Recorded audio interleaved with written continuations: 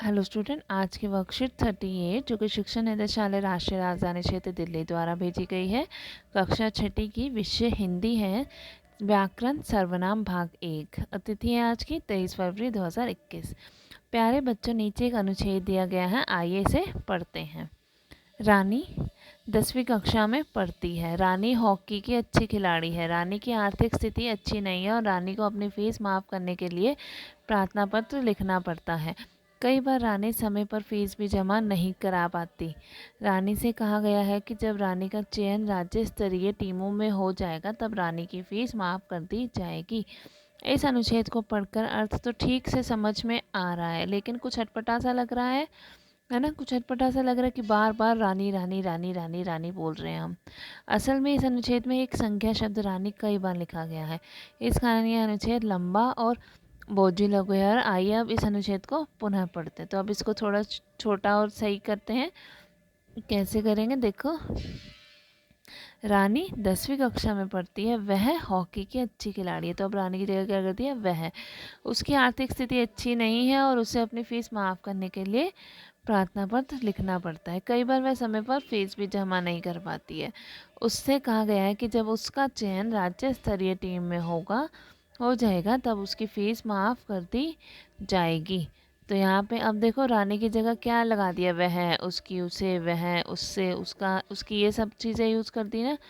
तो ये क्या, कौन से शब्द थे?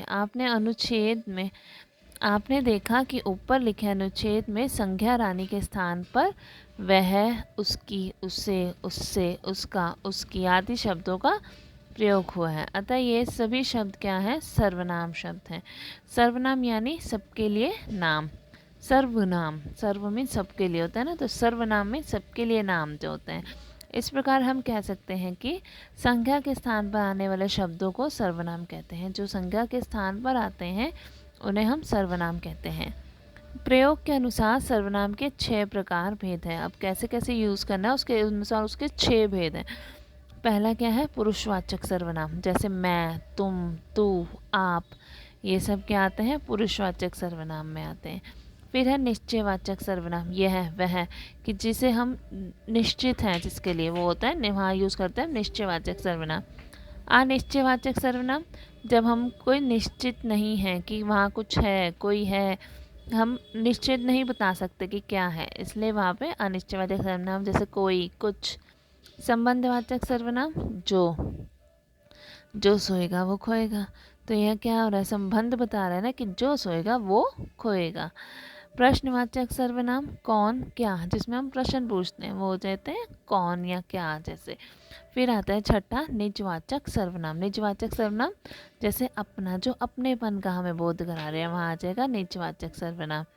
अब हम देखते हैं कि हमने क्या सीखा और समझा है। ठीक है, तो निम्नलिखित वाक्यों में सर्वनाम शब्द छांटकर उनका भेद भी लिखिए। मैं कल जाऊंगा। अब इसमें देखो, मैं क्या है,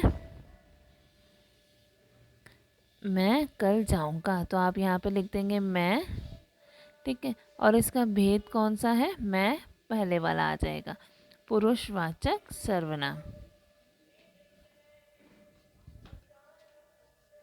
ठीक है, फिर सेकंड है, यह कलम मेरी है। यह, हम फिंगर दिखा कर जैसे कुछ भी कह रहे हैं कि यह कलम मेरी है, तो यह हो गया इसमें सर्वनाम शब्द।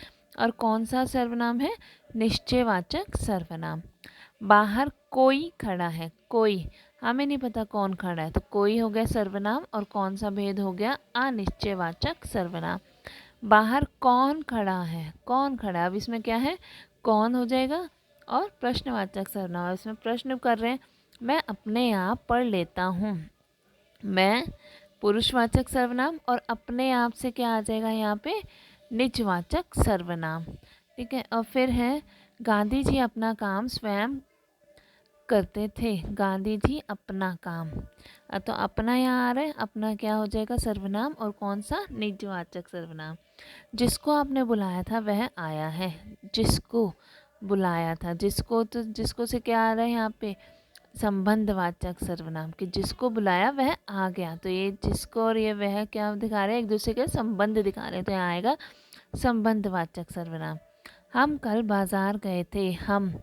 हम क्या आ रहे हैं यहाँ पे, हम कल बाज़ार गए थे ना, तो यहाँ पे हमसे क्या पता चल रहा है कि हम अपनेपन का बोध हो रहा है ना कि हम गए थे। तो यहाँ पे आ जाएगा निजवाचक सर्वनाम हम में, ठीक है। तो अब आप ये क्वेश्चन सब कॉपी में कर लेंगे।